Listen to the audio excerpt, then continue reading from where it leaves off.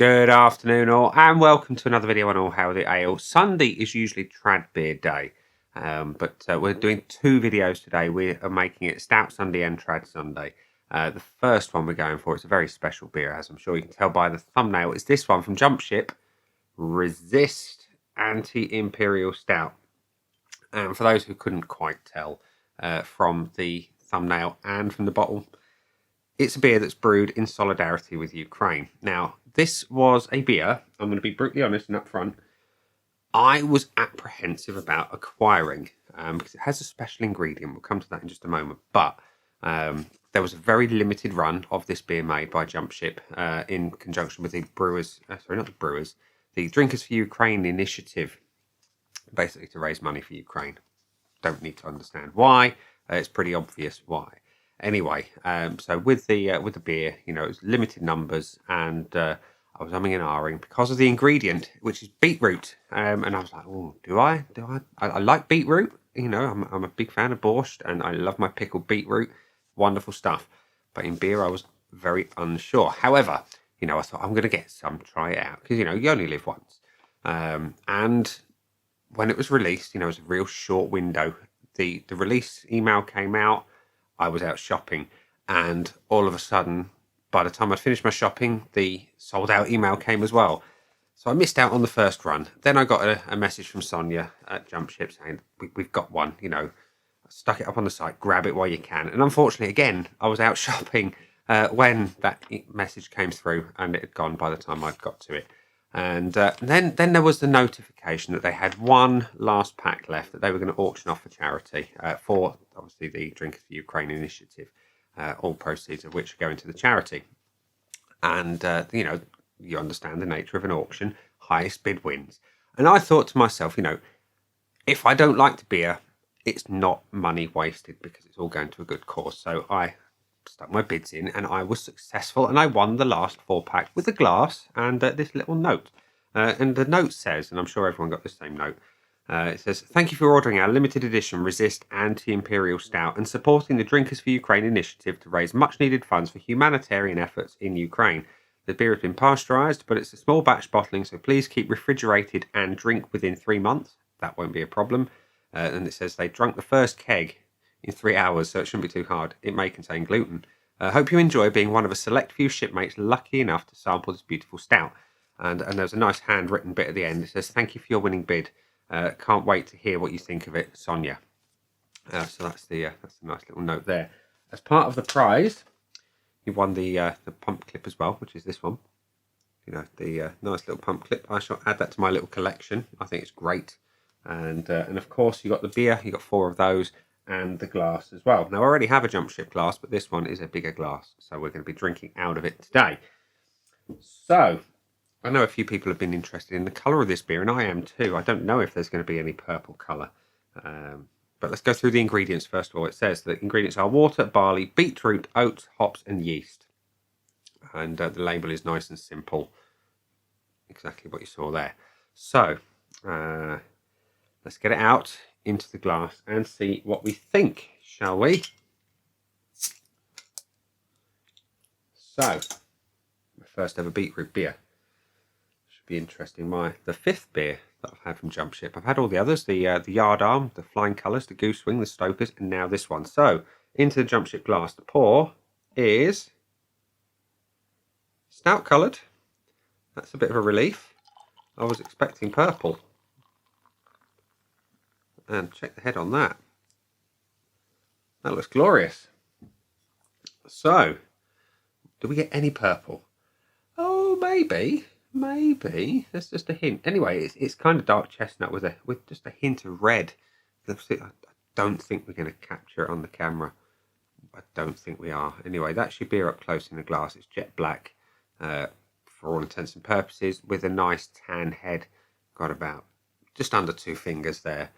And for an alcohol-free stout, that's got a cracking head on it. It really has.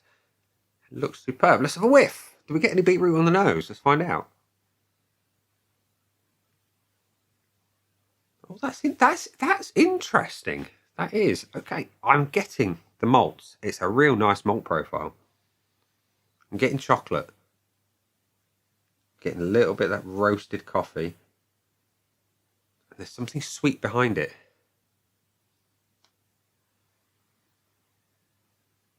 I am getting something that vaguely resembles the beetroot. It's almost... It's unusual. You know something's there, but you can't quite pinpoint what it is. That's interesting and nice in a nice way. I was expecting beetroot to be a bit weird on the nose, so I'm glad it's not. Anyway, it looks good. It smells good. Let's have a taste. See what it actually tastes like. Cheers.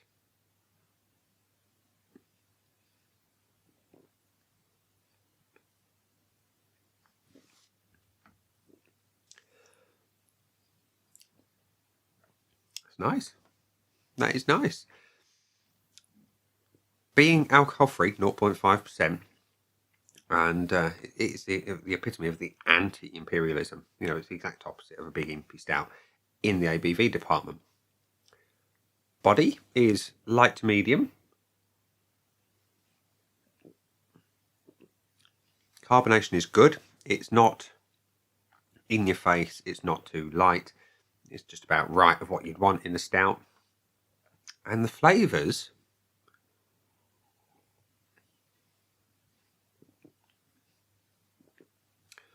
they mess with your head because you get the roasted malt.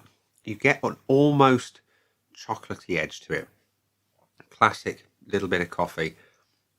And then, depending on what you do with it in your mouth, you get something different. You get what I suspect is the beetroot. If you kind of flick it with your tongue in your mouth, just to activate it and aerate it in your mouth, you get that beetroot vibe. I didn't think it would work, but it is working quite well.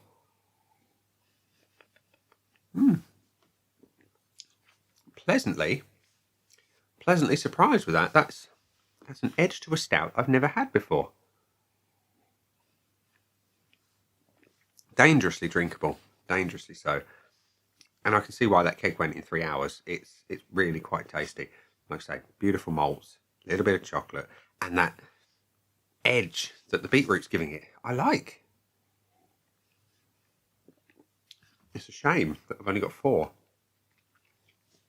because it's going down really, really well.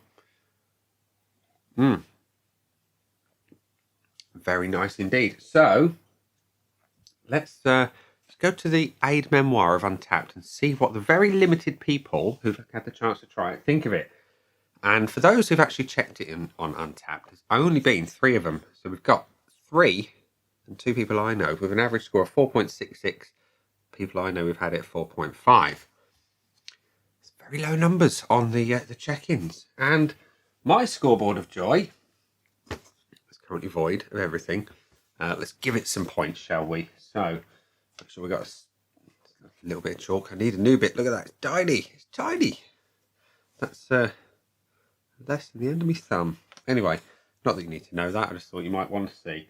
So, looks-wise, can I fault it? No, I can't. It's a beautiful colour. It's the right colour that you expect for a stout. Very little light bleed. I mean, I've got it up at a nice strong LED light there, and I'm just getting a hint of that red comes through. I'm going to try and photograph it later, because I know there's a few people who've been interested in seeing the colour of the beer. But as you can see up close again, it's nice and dark. It looks like a stout should, and you got a nice colour on that head as well. I cannot fault it on that front. We started off with a full point.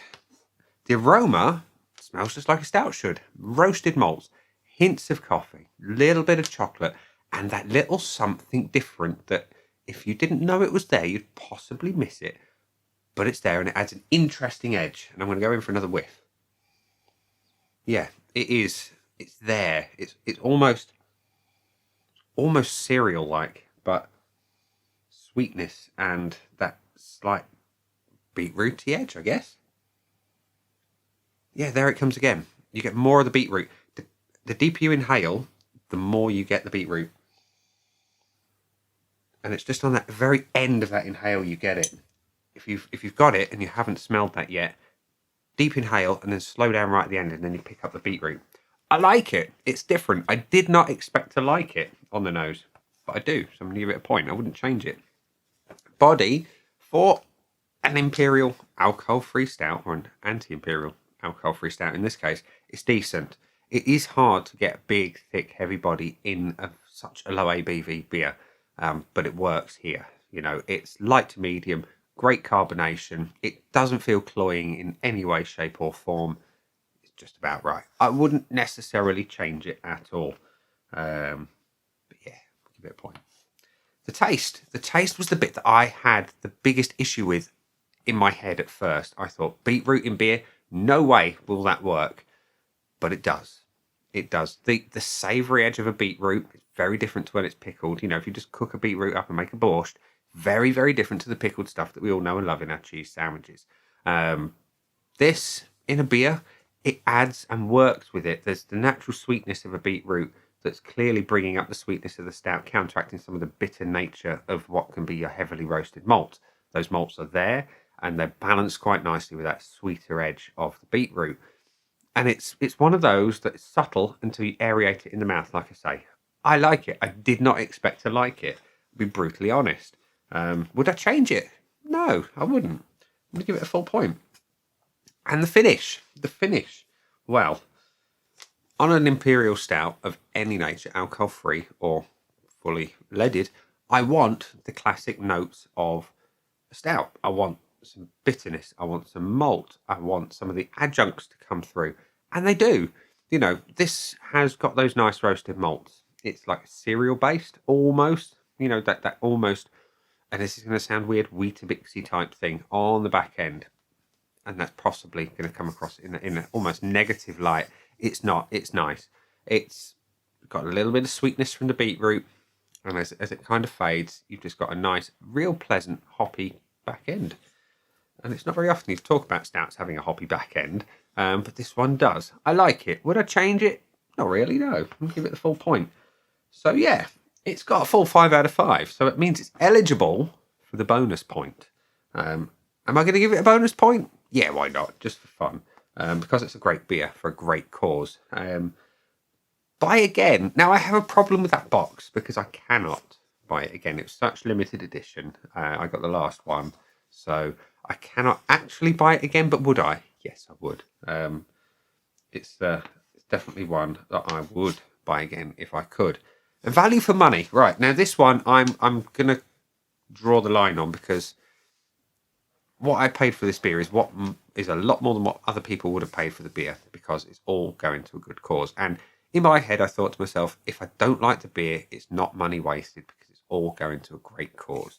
But I'm going to judge it on what I think. If I remember rightly, it was about £3 or £4 a bottle, give or take a smidge. Would I pay that for it again? Yes, I would.